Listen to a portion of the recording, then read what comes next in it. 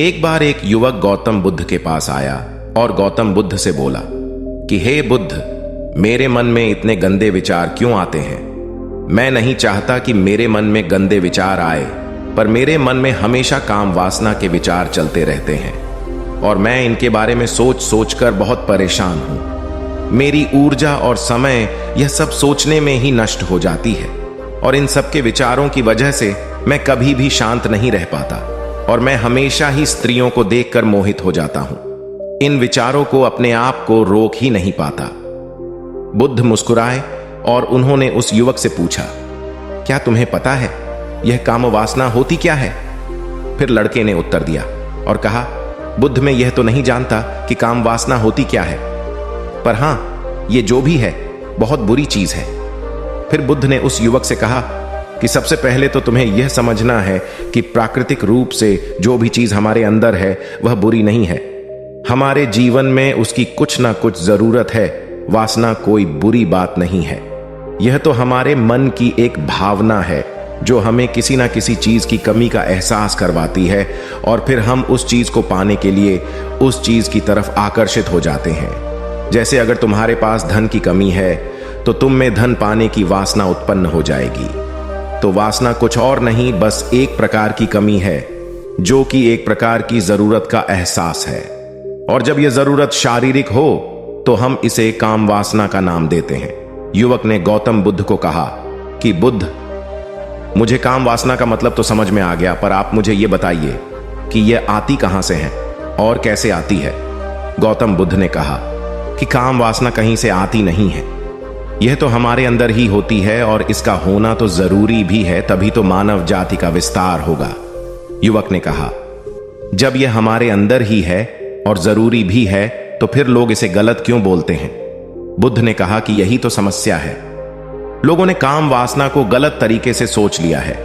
इसे छिपाने की, दबाने की कोशिश करते हैं। काम वासना गलत नहीं है, बल्कि काम वासना का गलत तरीके से प्रयोग करना गलत बात है।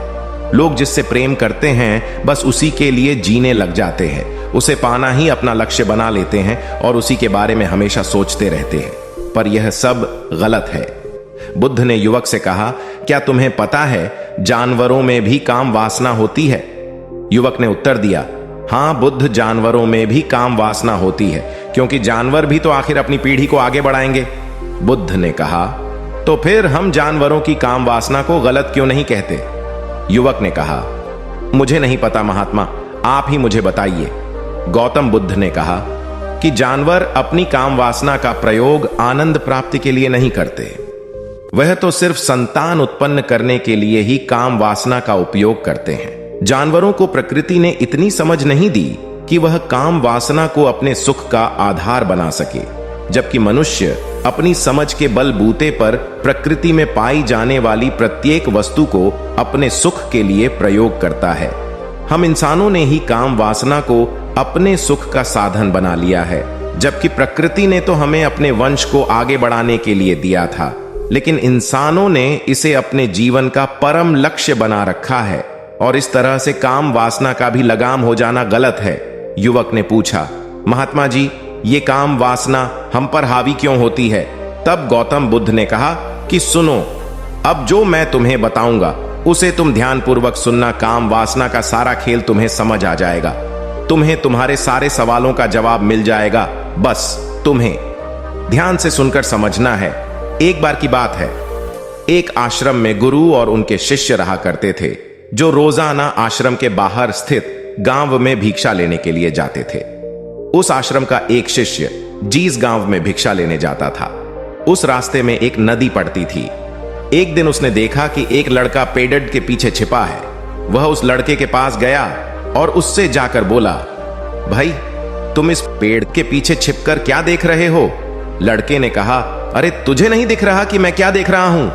तब शिष्य ने नदी की तरफ देखा तो वहां पर कुछ लड़कियां पानी भर रही थीं। वो लड़कियां 14-15 साल की होंगी। तब उसने उस लड़के से कहा, अरे भाई, वहां पर तो लड़कियां पानी भर रही है, इसमें छिप कर देखने वाली क्या बात है? तब वो लड़का शिष्य की तरफ देखकर उससे कहता है, अरे पागल, तुम्हें दिखाई नहीं दे रहा कि कैसे यह परियां नदी से पानी निकाल रही है? जरा उनकी अदाओं को तो देखो, उनके कोमल शरीर को देखो, उनकी पतली कमर को देखो, और उनके बाल उनकी कमर पर कैसे लहरा रहे हैं, मानो सुंदरता बिखरी पड़ी हो। शिष्य ने फिर नदी की तरफ देखा और इस बार वह इससे देखता ही चला गया। उसे किसी भी बात का कोई डर नहीं था, लेकिन अब वो छिपने लगा और उन लड़कियों को देखने लगा। और जब वो छिपकर उन लड़कियों को देख रहा था, तभी वह अचानक अंदर से कांप गया और उसने कहा कि यह मैं क्या कर रहा हूं, मैं जो कर रहा हूं वह सही नहीं है, मुझे यहां से चले जाना चाहिए। और फिर वह जल्दी से वहां से चला गया। वो आश्रम पहुंच जाता है।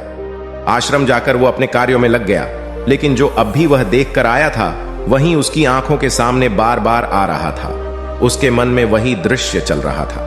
उसके मन में वही सब कुछ देखने के लिए लड़ाई हो रही थी।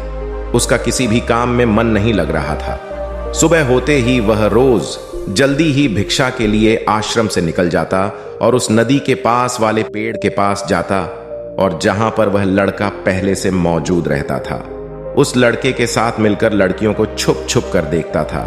अब वह रोज ऐसा करने लग गया। यह उसके रोज का काम हो गया। अब उस शिष्य का मन किसी भी काम में नहीं लगता था। वो हमेशा ही किसी ना किसी प्रकार के विचार में उलझा रहता। वो आश्रम के कार्यों को भी ठीक ढंग से नहीं कर रहा था। न वो ठीक से सो पाता था और न वो ठीक से खाना खा पाता था। उसका मन बेचैन सा रहता था। उसका मन बार बार उन लड़कियों के सौंदर्य को देखने के लिए तरसता था। जब गुरु शिक्षा देते तब भी उसका मन कहीं और विचारों में खोया रहता था। गुरु ने अपने शिष्य की इन हरकतों को जान लिया था। तब एक दिन गुरु ने शिष्य को अपने पास बुलाया और कहा कि आज से मैं भी तुम्हारे साथ भिक्षा मांगने चलूंगा। तुम और मैं साथ साथ भिक्षा मांगने चलेंगे। तभी शिष्य गुरु को मना करते हुए बोला, नहीं गुरुदेव, आप परेशान क्यों हो रहे हो? मैं अकेला ही ठीक से भिक्षा मांग सकता हूं। गुरु ने शिष्य से कहा कि ठीक है, तुम अकेले ही भिक्षा मांगने जाओ। शिष्य तुरंत वहां से भिक्षा मांगने के लिए निकल गया। उसके जाने के बाद गुरु भी आश्रम से निकल गए और शिष्य का पीछा करने लगे कि वो कहा जाता है, किससे मिलता है। यह सब देखने के लिए उसके पीछे पीछे चलने लगे। थोड़ी दूर जाने के बाद गुरु ने देखा कि उनका शिष्य एक लड़के के साथ एक पेड़ के पीछे अपराधी की तरह छिपा हुआ है और छिपकर कुछ देख रहा था। गुरु भी अपने शिष्य के पीछे जाकर खड़े हो गए कि आखिर उनका शिष्य क्या देख रहा है, जिसे देखने के लिए वो पेड़ के पीछे अपराधियों की तरह छिपा पड़ा है। गुरु ने देखा कि उनका शिष्य पेड़ के पीछे छुपकर लड़कियों को देख रहा था जो कि नदी से पानी भर रही थी। तभी गुरु ने शिष्य को कहा कि तुम क्या देख रहे हो? अपने गुरु की आवाज सुनकर वह शिष्य घबरा गया और उसके पसीने छूटने लगे। वह थर थर कांपने लगा, जैसे किसी चोर को चोरी करते समय रंगे हाथों पकड़ लिया हो। उसकी हालत खराब हो गई। वो कुछ भी नहीं बोल रहा था। उसके मुंह से कुछ टूटे फूटे शब्द भी बाहर निकल रहे थे। वो अपने गुरु से नजर भी नहीं मिला पा रहा था। गुरु ने शिष्य की तरफ देखा और कहा कि मेरा शिष्य तो निडर था, उसे तो किसी भी चीज का डर नहीं था, लेकिन यह क्या तुम तो डर के मारे कांप रहे हो? शिष्य ने गुरु से कहा कि मुझे माफ कर दो गुरुदेव, मेरा इसमें कोई दोष नहीं है। उस लड़के ने मुझे बहका दिया था, लेकिन आपसे मैं वादा करता हूं कि आज के बाद मैं ऐसा कभी दोबारा नहीं करूंगा। मुझे माफ कर दो गुरुदेव। गुरु ने शिष्य से कहा कि कोई बात नहीं, पर इस बात का तुम ध्यान रखना कि हम जैसी संगति करते हैं वैसा ही फल हमें प्राप्त होता है। उसके विचार हमारे अंदर प्रवेश करते हैं, इसीलिए अच्छी संगति करो जिससे तुम्हारे अंदर अच्छे विचारों का प्रवेश हो। फिर गुरु और शिष्य आश्रम लौट आए और फिर से आश्रम के कार्यों पर ध्यान देने लगे। उसने उस रास्ते को छोड़ दिया और दूसरे रास्ते से जाने लगा। वो अपने काम को ध्यान से करता, लेकिन धीरे धीरे उसके अंदर क्रोध उत्पन्न हो गया और फिर वो दूसरों पर क्रोध करने लगा और बेचैन रहने लग गया। अब वो सही समय पर भोजन भी नहीं करता था। वो भोजन भी बहुत कम खाता था। एक रात गुरु शिष्य के पास आए और उसे बोले कि अब तक तुमने कितनी बार अपना वादा तोड़ दिया। यह सुनकर शिष्य अपने गुरु के चरणों में गिर गया और रोने लगा। रोते रोते ही उसने गुरु से कहा कि गुरुदेव, मैं कई बार अपना वादा तोड़ चुका हूं, फिर वादा कर लेता हूं, लेकिन हर बार मैं वादा तोड़ देता हूं। मेरा मन मेरे नियंत्रण में है ही नहीं। मैं बहुत कोशिश करता हूं कि मैं अपने मन से सारे बुरे विचारों को निकाल डालूं, लेकिन मैं चाहकर भी ऐसा नहीं कर पा रहा हूं।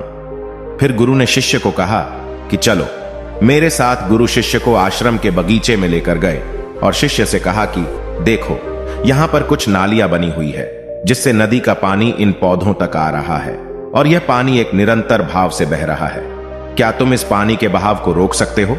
शिष्य ने कहा कि हां गुरुदेव, मैं इस बहाव को रोक सकता हूं। फिर शिष्य ने मिट्टी उठाकर उस नाली में डाल दी। वो पानी थोड़ी देर के लिए रुक गया और फिर थोड़ी देर बाद उस मिट्टी के ऊपर से पानी बह गया। गुरु ने शिष्य से कहा, अरे ये क्या, ये तो पानी रुका ही नहीं। फिर शिष्य ने कुछ कंकड़ पत्थर उठाकर उस नाली में डाल दिए और फिर थोड़ी देर के लिए पानी रुक गया। लेकिन फिर थोड़ी देर बाद ही उन कंकड़ पत्थर के ऊपर से पानी निकल आया। फिर गुरु ने कहा कि यह क्या हुआ, पानी तो फिर से बह गया। तुम तो बोल रहे थे कि तुम इसे रोक दोगे। क्या हम किसी काम को रोकना चाहे तो क्या हम उसे रोक नहीं सकते? तब शिष्य ने कहा, कोई बात नहीं गुरुदेव, मैं इस पानी को तो आपको रोक के दिखाऊंगा। वह फिर से एक बड़ा सा पत्थर लेकर आया और उसे नाली पर डाल दिया और पानी रुक गया। तब गुरु से कहा कि देखा गुरुदेव, मैंने कहा था ना कि पानी को मैं रोक दूंगा। मैंने पानी को रोक दिखाया। आपकी बात मैंने पूरी कर दी। गुरु मुस्कुराए और बोले, अच्छा जरा ध्यान से देखो, पानी रुक गया।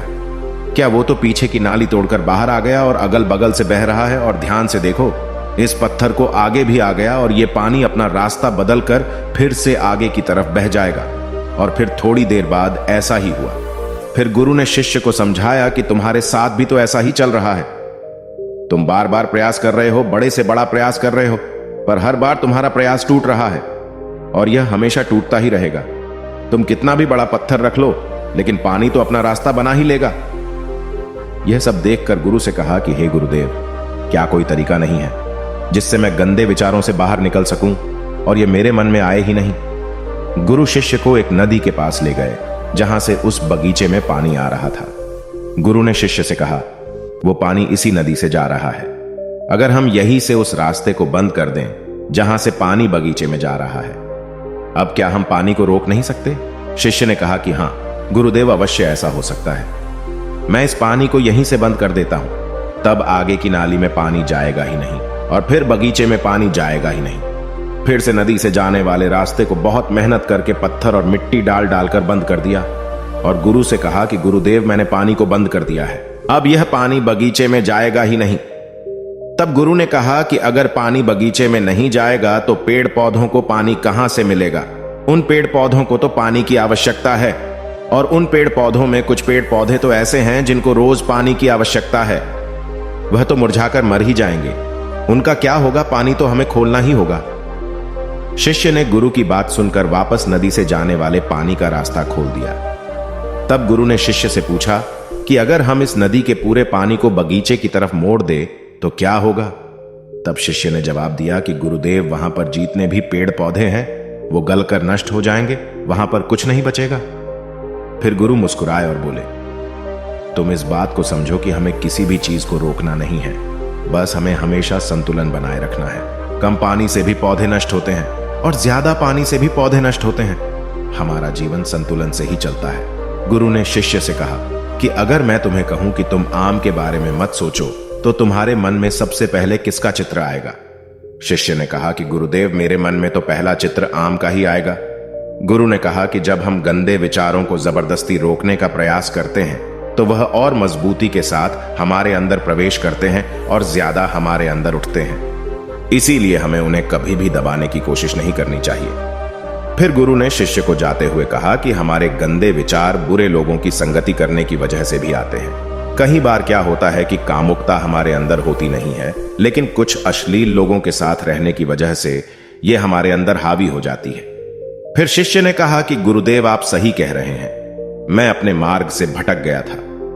फिर वो शिष्य उस रात बहुत ही चैन की नींद सोया। सुबह अपने कार्यों को पूरे मन से किया और फिर सुबह वो भिक्षा लेने के लिए उसी रास्ते से गया जहां वह लड़का आज भी पेड़ के पीछे छुपकर उन लड़कियों को देख रहा था।